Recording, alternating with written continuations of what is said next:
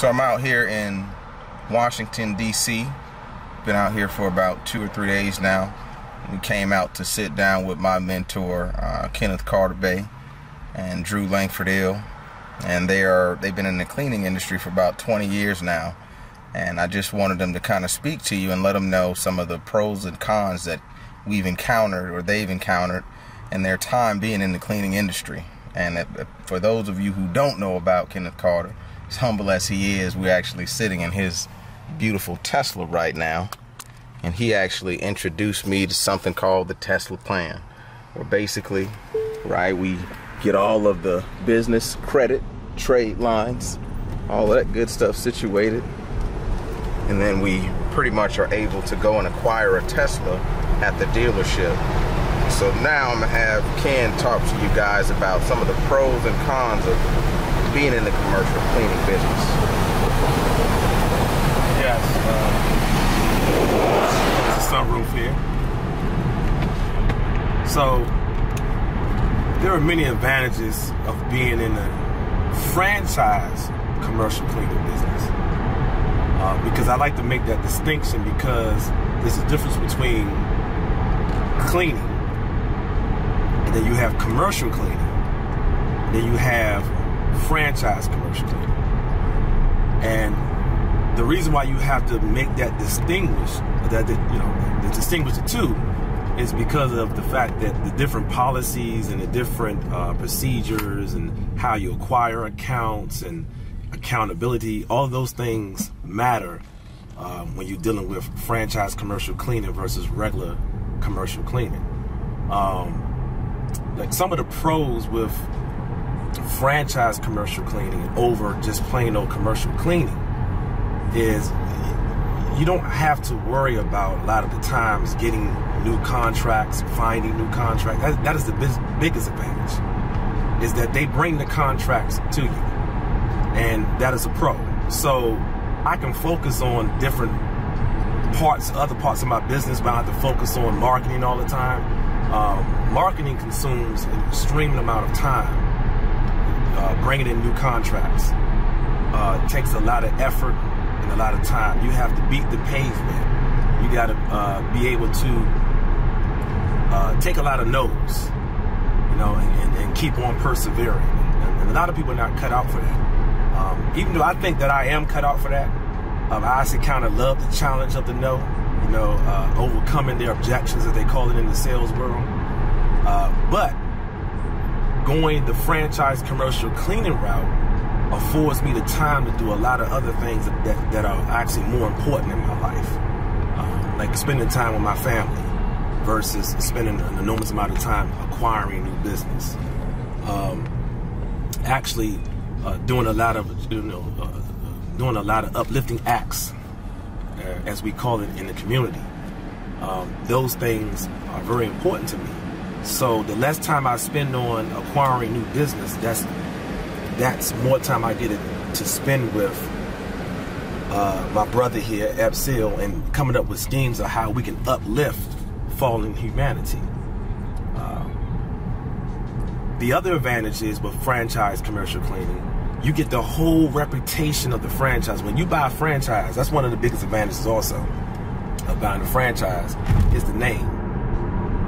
So when you buy into a franchise, you're buying into the reputation of that particular franchise. Like when you buy McDonald's, you are buying into the whole ecosystem of McDonald's, the reputation of McDonald's. And people come to you, they go to McDonald's because they know they're going to get the same burger no matter what McDonald's you go to. Well, people expect that, even though it's not quite the same thing, but people expect that when you have a franchise that come to your establishments, that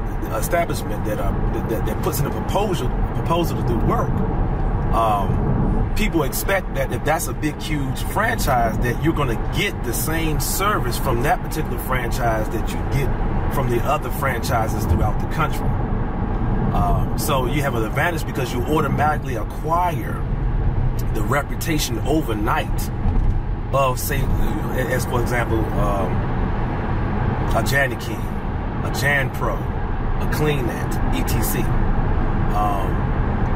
these are franchise commercial cleaning companies that have been in the industry for a long time. With that reputation, say for example, the franchise commercial cleaning company, you can approach huge companies, sport complexes, defense contractors, even government contracts, you know, because of the fact that automatically you gain that reputation that it took them 40 years to develop. You get 40 years of experience in a matter of a signature, you know. And so I really love that idea. Now, one of the biggest cons with going with a franchise commercial cleaning company is that you don't have total control. And that's a biggie for me. You know, they bring you the accounts, they give you the accounts, but they ultimately keep control of the accounts. They can actually remove you from an account at any time for any reason. And that's pretty much built into the contract. And one reason why they put that into the contract, because you have a bunch of horrible franchisees. Most franchisees are horrible. And so the franchise want to keep their name and their reputation intact. And so they reserve the right to remove a franchisee from an account at any time so they can protect that name that you're buying into. Remember, you're buying into a name. You're buying a name. And you instantly get the reputation of that name. And so because of that, again, it's a risk. It's a risk for the franchise. So they're selling you the rights to this name, and they want to make sure that you're making the hamburgers in a consistent way, in a way that they're accustomed for the hamburgers to be made, if that makes sense. So sometimes they could be a little trigger happy when it comes to pulling contracts from you because they want to really preserve and that reputation. So that's pretty much the biggest con. Another con is you get back charges. Back charges are, you know, what happens is when you get an account, the franchisee, which is actually a pro, and I didn't list that underneath the pros. One of the pros, again, is a pro and a con to how they pay you. So they pay you up front. So you get paid before the client pays them. The franchise will pay you before the client actually pays them. And when you get started with an account. And so they have, like, most contracts are 30 days. It's almost like a net 30. And so the contract with the franchise will pay the franchisee for up to 60 days. So say, for example, if the customer is behind 60 days on their bill, they will pay you every month. When the customer is 90 days behind on their bill, this is when they will actually, the franchise will stop paying you. They will pay you up to 60. If they're behind 60 days, they will still pay you every single month. But when they fall behind, when they fall 90 days behind, this is when the franchise will actually give you what they call a back charge. So they will charge you for the money that they gave you up front because they haven't gotten paid in 3 months. So now they consider that a back charge. And a lot of times, most of the time, back charges come at the most inconvenient time. And this is when they go into your account, and they actually not go into your bank account, but on your check, they will take from your next check, they will take all the money that they gave you up front, because obviously the customer did not pay them. So because the customer did not pay them, all the money they paid you, they got to take that back. And so you got to be able to survive if something happens like that. A lot of people don't like that arrangement, but if you got your finances together, if you know what you're doing in the franchise commercial business, you can really take over. You can really dominate. And this is where business credit, for example, comes into play. This is where getting your financial game together gets into play, because most franchisees are broke. They don't have any money, you know, and so they're really paying for their job. They're buying a franchise to pay for their job. They're buying a job. They're not buying a franchise to become a business owner. They're buying a franchise in order to work. So basically, they're buying their job. You know, so most franchisees have 1, 2, 3, 4 accounts, and they're working those 3 or 4 accounts themselves. They're not even hiring employees. And so, and because of that, their company is not set up to survive.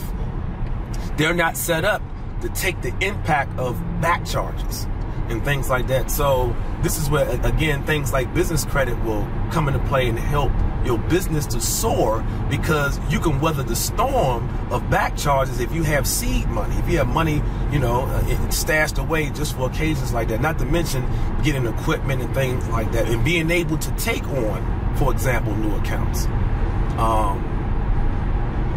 I spoke a little bit about how to acquire, how franchise commercial cleaning is really good with helping you to acquire new accounts. But when you get new accounts, one of the things that you have to be able to do is be able to pay your people, to be able to buy equipment, supplies, before you get paid from that particular account. So you're looking at about close to 60 days, like from the day that you sign the acceptance form to accept a new account. You're looking at about 60 days, or close to 60 days in some cases, before you get your first check. So you got to be able to survive. You got to be able to pay your employees, because in most cases your employees are not going to wait about 60 days to get paid. They're not going to work 2 months without getting paid. So you got to be able to pay them before you get paid again. This is where business credit comes into play. You know, using somebody else's money in order to succeed in life, right? That's excellent. And there you have it. What he's going to talk about now is kind of going to go into building with the Tesla plan. I know when I talked to him probably about 6 months, it was about a year ago, right? I kind of told him I wanted to acquire a Tesla for my business, and I was asking how he did it and questions, man, how do I put it in my business name and all that. When I finally got my business set up and my trade line set up, you know, I kind of just went to the dealership, and they told me I could, once I got it in my business name, use my EIN. I said, how many can I get? And the guy said, sir, you can get as many as you can pay for. And so I just want to kind of ask you a little bit more about the Tesla plan and how it came about, how you came about the idea yourself. So I started researching Tesla. It was actually through my wife. You know, I actually did not want a Tesla in the beginning because I didn't know too much about it. So I wanted an S550 Mercedes. And my wife kept speaking about this Tesla. So I went on the test drive. When I went on the test drive, I mean, I was just astounded at the technology that this car had. And I'm a technology man. I love technology. I love things that make your life more efficient. I love efficiency. You know, I love doing things in an efficient way, not a quick way, but efficient. And so technology gives you the opportunity to live your life in efficiency. You know, so the car being a technological marvel, you know, it really mesmerized me. So I just had to get it. You know, my first test drive, just feeling the instant torque and all that. I don't want to have a Tesla commercial. You know, it just mesmerized me, and I couldn't stop thinking about this vehicle. And so I just had to have it. So I had to figure out a way to get it. And one of the key things that the Tesla dealer, they don't really call them dealers, but you know, for lack of a better phrase, we're gonna say the dealer. The Tesla dealer asked me one critical question as I was walking out the dealership after the test drive. He knew I had my own business. He said, "Are you planning on putting the car in your business name?" And that was something that I really didn't consider. So of course I'm like, yeah, I'm gonna do that. I'll do that. You know, so immediately I went home and started doing research about, okay, how can I put this car in my business name? You know, how hard is it? What do I have to do? What's required of me? And as I was doing this, I started, and by the way, also, he also mentioned to me, if I put it in my business name and I lease the car, I can write off the lease payments. because it's considered a business expense. So, wow. So that was one of the major things that made me go home and research. I want to see, well, you know, was this true? So after doing research, it was absolutely true. I found out that the IRS considers something a cargo van by the weight, not by the make and model. And so because the Tesla weighs so much because of the batteries, due to the weight, the IRS classified this car as a cargo van. So that's another write-off, you know. And so as I'm researching, you know, I run into something called business credit. And I was just like, wow, I never heard about business credit. You know, I never thought that I can acquire business credit at the time. And then you know, I was like, well, I'm not making enough money in my business. You got to be this big, huge company, and I'm gonna have to, you know, show all this paperwork and everything, which I wasn't ready to do. But the more I kept researching, the more I found out that is not the case. What I found out is there are investors that are willing to give you money for your business, even if you haven't even started your business. And I said, wow, that means you could be in business to get business credit if you know what you're doing. You know, when you think about it, how are you going to start your business if you don't have the seed cash or the, you know what I mean, or the seed money? You got to be able to have that seed money in order to start. And so there are investors out there that are willing to invest in your idea. And so again, I was like, wow, this is interesting information. This is something that our people need to hear. And it became less and less and less about the car and more about uplifting fallen humanity. How can we use this information to revolutionize our community, revolutionize our families, and revolutionize ourselves? And so, as I worked the plan, of course, my Tesla came out of it. So I call it the Tesla plan because it was the Tesla that led me to all of this information. It was my desire for the car that led me to bigger things. And that's the reason why I call it the Tesla plan. And you can replace the Tesla with anything that you really want in life. Right? Anything that you want in life. And you can use the Tesla plan in order to get that through business credit. So that's the Tesla plan. Super cool. And so if you guys don't know, I actually show a picture of his Tesla at the end of the video. It's a super awesome model. He got it about 3 years ago, 2018, sunroof, arachnid wheels, 21-inch wheels, full self-driving. He got all the fixings on it. And so I have a philosophy. I was about to get my model. It was a Model 3. Right, and I'm ordering and I'm getting the standard range and the regular wheels, and I got to thinking about it. I said, well, if I'm gonna get something, I might as well enjoy driving it. And so I actually went and I acquired a Model Y for my vehicle, got the full self-driving, got the big wheels, all black, everything that I wanted to get, full 2021 version. And so when I saw how simple this process was, you know, I kind of was running to the rooftops to shout to the people to let them know that these things are attainable. It's not like they are meant for somebody well off in a distant land, you know, hoarding all the good things that God has to offer. Essentially, as long as you have a plan or you have a group of people that are headed in the same direction as you, it makes it a little bit more sweeter when you get to that destination. So in the coming months, we're going to be having a series of talks in regards to how to acquire multiple vehicles, how to set up different types of businesses, how to implement these vehicles or these tools in our business to make not just our lives more efficient, our businesses more efficient, and the quality of our life more better as well. So that was our video. Look forward to talking with you guys soon. Please subscribe if you want to. If not, well, you're missing out.